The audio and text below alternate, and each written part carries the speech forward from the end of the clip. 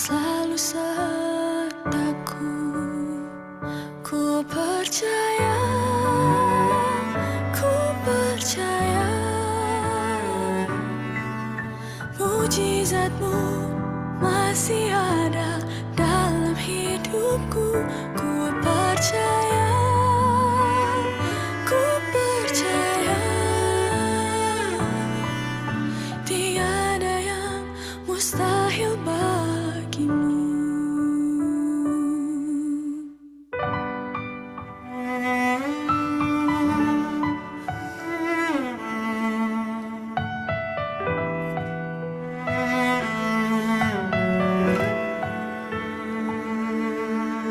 Segala yang terjadi dalam hidupku ini, semua ada dalam rancangan-Mu. Lewati hari-hari, ku tahu tak sendiri, ada Kau Tuhan yang selalu sertaku. Ku percaya, ku percaya, mujizatmu masih ada dalam hidupku. Ku percaya, ku percaya, tiada yang mustahil bagimu. Ku percaya, ku percaya, mujizatmu masih ada dalam hidupku. Ku percaya, ku percaya, tiada yang mustahil bagimu. Tiada yang mustahil bagimu. Tiada yang mustahil bagimu.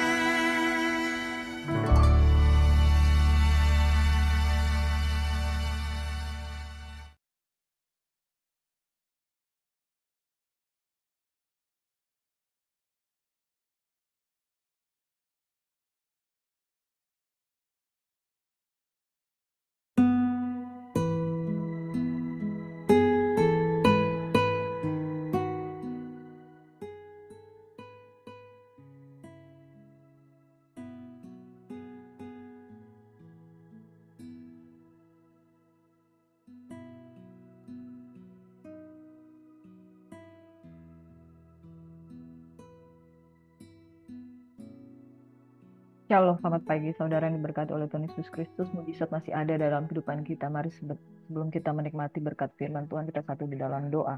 Bapa, terima kasih Tuhan, mujizat masih ada dan masih terjadi. Kami percaya oleh karena iman Tuhan. Tanda-tanda ini akan menyertai orang percaya. Mereka akan mengusir setan demi namaku. Mereka akan minum racun maut, tetapi mereka tidak pernah akan dikalahkan. Dan mereka akan menerima tanda-tanda ajaib, melakukan banyak mujizat. Dan oleh bilur-bilur Yesus, kami juga akan mengalami kesembuhan. Itulah mujizat yang Engkau nyatakan dalam kehidupan kami. Terima kasih Bapa di surga, kami rindu untuk mendengarkan kebenaran firman-Mu. Karena hidup kami, oleh karena iman kepada Tuhan, kami mengalami banyak mujizat. Dalam nama Yesus kami siapkan hati kami untuk mendengar firman Tuhan. Selamat pagi, Shalom saudara yang diberkati. Pagi hari ini kita akan merenungkan kebenaran firman Tuhan. Kita akan masuk di dalam Injil Lukas. Injil Lukas, Matius, dan Injil Markus adalah Injil yang sinoptik, yang menulis dari perspektif dan sudut pandang yang berbeda, tetapi pada umumnya isi tulisannya itu hampir sama.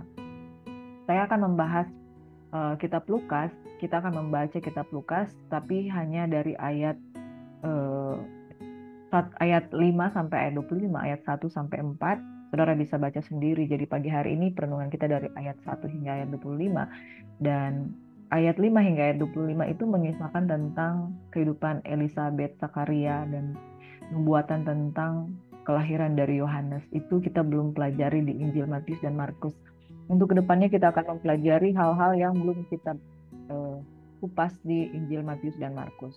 Karena Injil Sinoptik dia menuliskan ayat-ayat yang isinya hampir sama. Di dalam Injil Lukas, saudara, ayat 1 dan 4 itu saya tidak baca, atau saudara bisa baca sendiri di rumah. Itu berisi tentang bagaimana Lukas menulis itu dan dia menyampaikan kepada Theophilus. Dan ayat yang kelima hingga 25, firman Tuhan berkata seperti ini. Pada zaman Herodes, Raja Yudea adalah seorang imam yang bernama Zakaria dari rombongan Abia. Istrinya juga berasal dari keturunan Harun, namanya Elisabet. Jadi mereka adalah keturunan imam. Keduanya adalah benar di hadapan Allah dan hidup menurut segala perintah dan ketetapan Tuhan dengan tidak bercacat. Tapi mereka tidak mempunyai anak sebab Elisabet mandul dan keduanya telah lanjut umur. Pada suatu kali waktu tiba giliran rombongannya, Zakaria melakukan tugas keimaman di hadapan Tuhan. Sebab ketika diundi sebagaimana lazimnya untuk menentukan imam yang bertugas, dialah yang ditunjuk untuk masuk ke dalam bait suci dan membakar ukupan di situ. Sementara itu seluruh umat berkumpul di luar dan sembahyang. Waktu itu adalah waktu pembakaran ukupan. Maka tampaklah kepada Zakaria seorang malaikat Tuhan berdiri di sebelah kanan mezbah pembakaran ukupan. Melihat hal itu ia terkejut dan menjadi takut. Tetapi malaikat itu berkata kepadanya, "Jangan takut hai Zakaria, sebab doamu telah dikabulkan dan Elisabet istrimu akan melahirkan seorang anak laki-laki bagimu dan haruslah engkau menamai dia Yohanes. Engkau akan bersukacita dan bergembira. Bahkan banyak orang akan bersukacita atas kelahirannya. Sebab itu ia akan besar di hadapan Tuhan dan ia tidak akan minum anggur atau minuman keras dan ia akan penuh dengan Roh Kudus mulai dari rahim ibunya.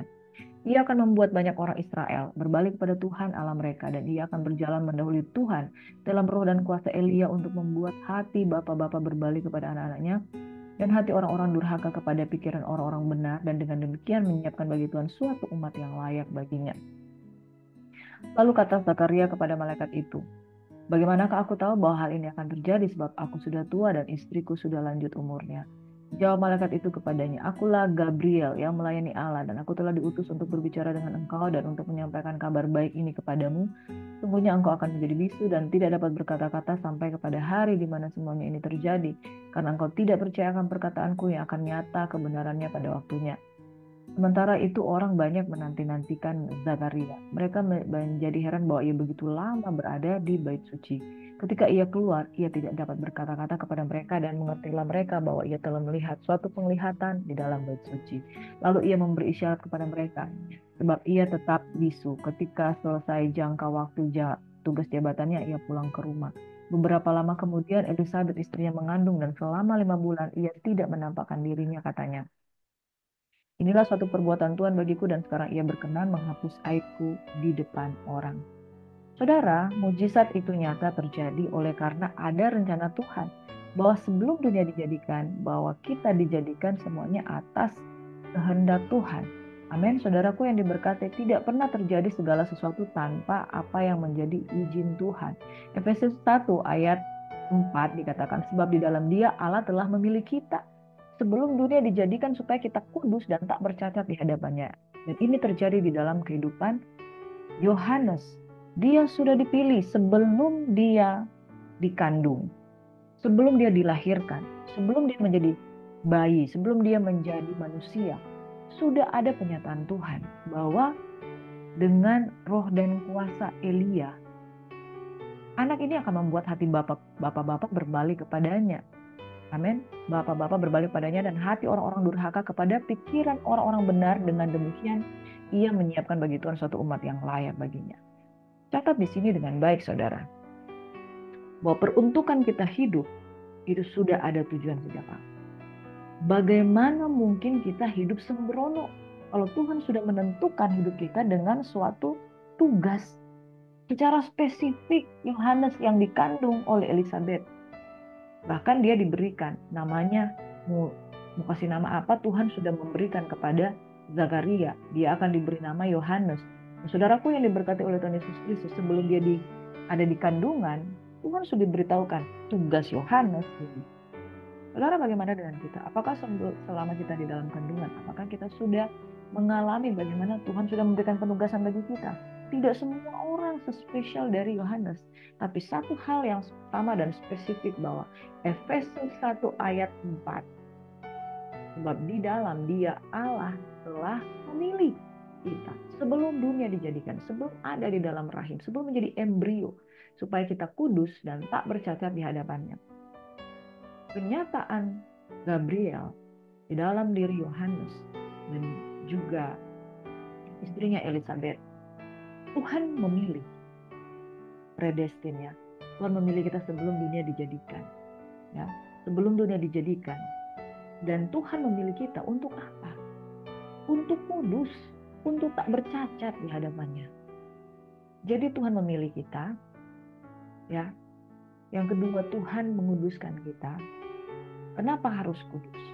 Supaya hanya pikiran Kristus, hanya pikiran Allah, hanya tujuan Allah di dalam kehidupan kita. Dan tak bercacat di hadapannya.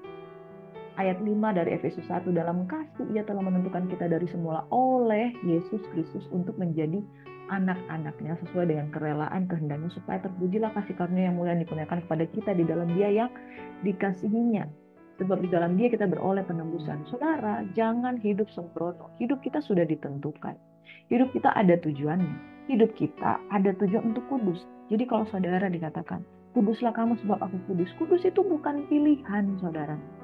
Kudus itu adalah destinasi tujuan hidup kita. Kita dipilih, ditentukan dari semula. Untuk apa? Kudus. Kudus itu suci, supaya kita mengalami pikiran Kristus dan tertuju kepada pikiran Allah. Dan tak bercacat, tak bernoda. Tujuannya itu jangan sampai hamartia. Nah, saudara yang diberkati oleh Tuhan Yesus Kristus, beberapa poin di sini yang penting untuk kita pelajari bahwa mujizat, yang pertama, mujizat itu masih ada. Pada waktu itu penglihatan jarang dikatakan. Bahkan dikatakan bahwa 400 tahun dari kitab Maleakhi sampai Injil Matius, Markus, Lukas, dan Yohanes itu dicatat, saudara. Itu terjadi vakum. Tuhan tidak berbicara karena bangsa ini sudah menjadi bangsa yang begitu hebat pemberontakannya. Dan waktu yang sela yang begitu panjang itu karena Tuhan ingin menyatakan kehadiran juru selamat di tengah-tengah mereka. Dan Zakaria, dia begitu masuk di dalam bait suci, dia mendapatkan penglihatan. Orang menanti-nantikan dia di luar. Kenapa orang menanti-nantikan dengan cemas? Karena kalau seorang imam yang diikat kakinya ketika dia masuk dan giling-giling itu tidak lagi berbunyi, artinya dia sudah mati di sana karena kekudusan Tuhan sudah melawat dia. Kalau dia ada dosa dia mati. Tapi Zakaria lama di dalam bait suci, dia keluar lagi dan mereka lega, oh dia dapat penglihatan.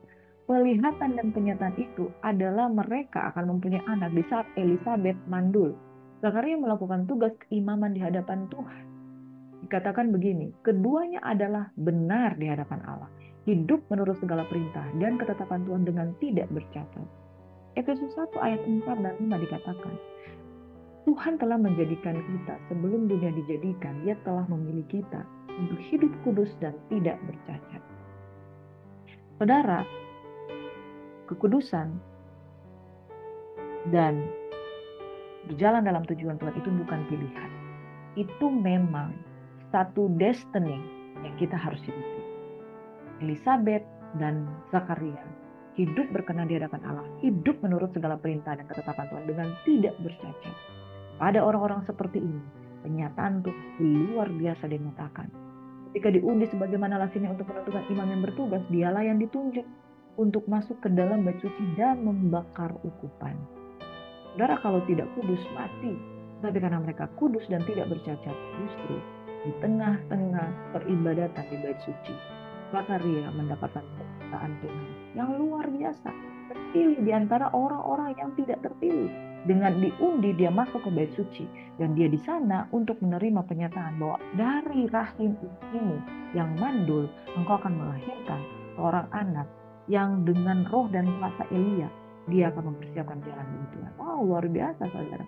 Tampaklah Zakaria seorang malaikat Tuhan di kanan mesbah pembakaran Tuhan. Itu luar biasa. Imam-imam pada waktu itu ketakutan kalau sampai masuk ke bait suci, apalagi ke ruang di depan ruang Maha Kudus. Kalau nggak hidup, ya pasti mati, saudara. Tapi apa yang dikatakan malaikat itu Jangan takut. Zakaria, doamu dikabulkan. Mereka berdoa, saudara. Mereka tidak diberikan karunia anak itu semerta-merta, tapi dengan doa. Dan haruslah engkau menamai dia Yohanes. Spesifik, saudara. Engkau akan bersukacita dan gembira. Dia akan besar di hadapan Tuhan. Tidak minum anggur, tidak minuman keras. Dia penuh dengan Roh Kudus mulai dari rahim. Dan apakah panggilan ini sangat luar biasa, saudara. Nama sudah diberikan, ditentukan untuk hidup kudus. Dan dia harus ada respon. Dia hidup benar, Tuhan menguduskan. Dia juga harus menjauhkan diri dari anggur dan minuman keras. Dan dia akan penuh dengan Roh Kudus. Dia akan berjalan mendahului Tuhan dalam roh dan kuasa Elia. Dia akan membuat banyak orang berbalik kepada Tuhan. Dia akan membuat orang berbalik pada Tuhan, dan orang bapak-bapak berbalik pada anak-anak. Hati orang-orang durhaka kepada pikiran orang benar. Dengan demikian menyiapkan bagi Tuhan satu umat yang baik. Saudara, Tuhan telah memilih kita sebelum dunia dijadikan. Tuhan telah menetapkan kita untuk hidup kudus dan tidak bercacat.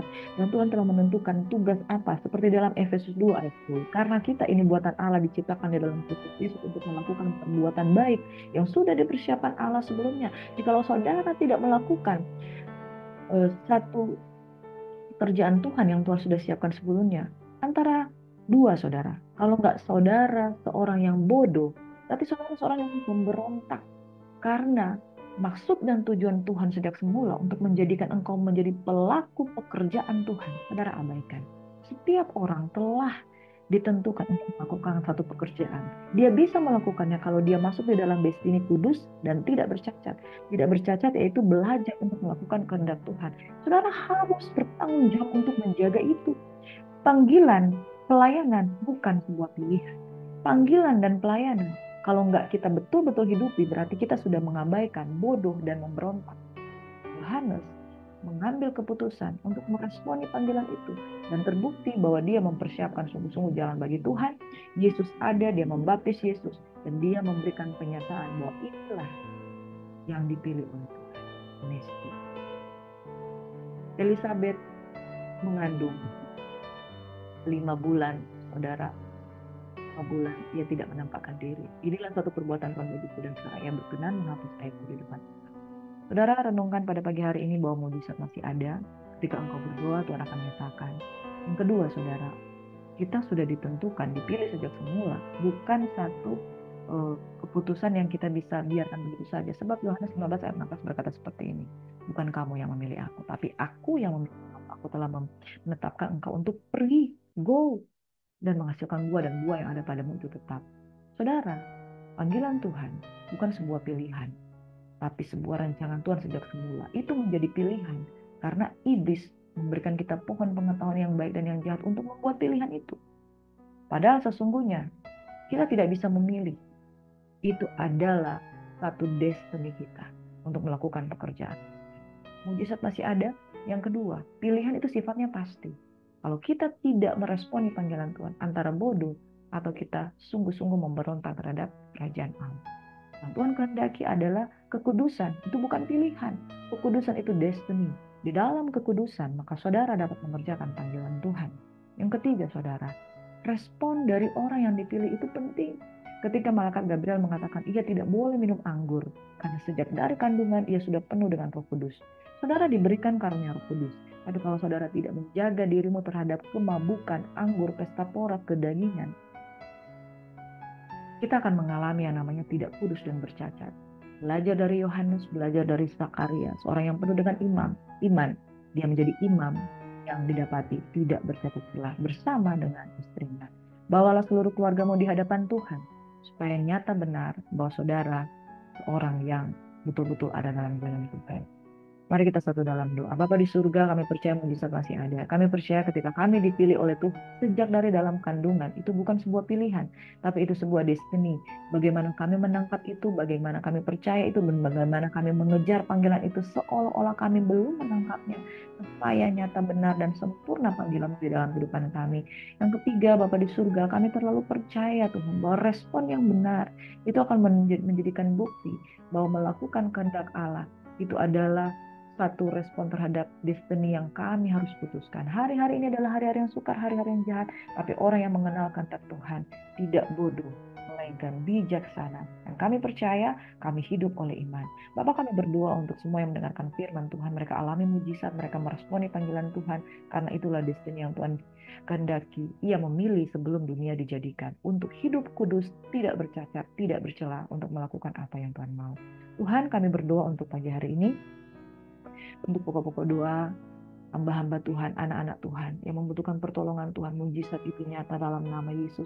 Kami berdoa secara khusus untuk saudara kami Rio Agus Divo Tuhan, yang dalam pergumulan apapun keadaan ekonomi, guncangan yang terjadi, Engkau telah menyediakan pekerjaan yang terbaik buat Oma Eska yang selalu mendoakan dia, kesehatan kekuatan menjadi bagiannya, orang tua yang mengasihi anak-anaknya, yang senantiasa memberikan yang terbaik bagi anak-anaknya. Bapa di surga, kami juga berdoa untuk mereka yang sedang sakit, bergumul dengan beban berat, mereka yang mengalami gagal ginjal dan mengalami gejala-gejala bagaimana asam urat, sakit dan penyakit-penyakit generatif lainnya. Tuhan, kami berdoa kesembuhan terjadi dalam nama Yesus. Pasien-pasien dari Dokter Gandhi yang kemarin sudah berobat, Tuhan, banyak di antara mereka yang mengalami keadaan yang tekanan darah tinggi, gula, diabetes, dan lain sebagainya. Kami berdoa kesembuhan, kesehatan, kekuatan terjadi dalam kehidupan mereka. Bapak, kami juga berdoa ada kegiatan Pray for Minahasa tanggal 23 dan 24 di Kabupaten Minahasa di lapangan God Bless. Tuhan memberkati sehingga acara ini boleh menarik banyak jiwa sebanyak-banyaknya untuk datang kepada Tuhan dan terhisap di dalam kasih karunia Tuhan. Mereka akan meresponi setiap undangan, mereka akan datang, dan dalam pertolongan Tuhan mereka akan diberkati, diurapi dalam nama Yesus. Tuhan, kami berdoa dan mengucap syukur, memberkati kehidupan anak-anak Tuhan pada pagi hari ini meresponi firman Tuhan. Tuhan kiranya memberkati dan melindungi Engkau. Tuhan menyinari Engkau dengan wajahnya, pengurapan yang manis, pengurapan yang baik, tutup bungkus, tidak ada celah yang terbuka. Biarlah tudung perlindungan Tuhan tercurah atas kehidupan kami semuanya, dan kami sambut berkat Tuhan yang di dalam nama Yesus. Semua yang percaya diberkati Tuhan, sungguh diberkati, mujizat tercium. Sama-sama katakan haleluya, amin. Selamat beraktivitas saudara, Tuhan Yesus memberkati. Shalom and God bless you.